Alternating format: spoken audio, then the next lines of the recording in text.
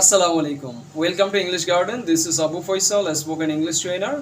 এখানে আমরা ইংলিশ শিখব ইজি প্র্যাকটিক্যাল অ্যান্ড কনফিডেন্ট ওয়েতে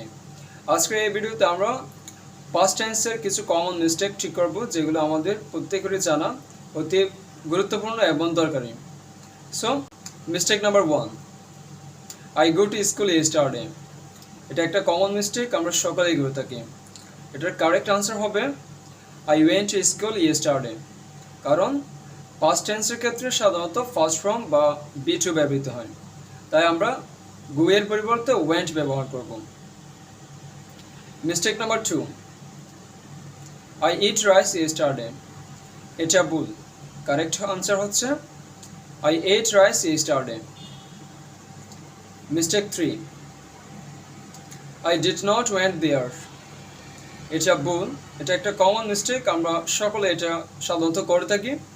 এর কারেক্ট আনসার হবে আই ডিড নট গো দেয়ার কারণ ডিড থাকলে সাধারণত ভার্বের বেস ফর্ম বসে তো বি ওয়ান বসে তাই আমরা এটাতে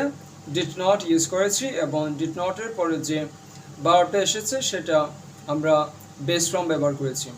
এই ছোটো ছোটো মিস্টেকগুলো অ্যাভয়েড করুন তাহলে আপনার ইংলিশ ইমপ্রুভ হবে follow English garden for more easy and effective English lessons Thank you.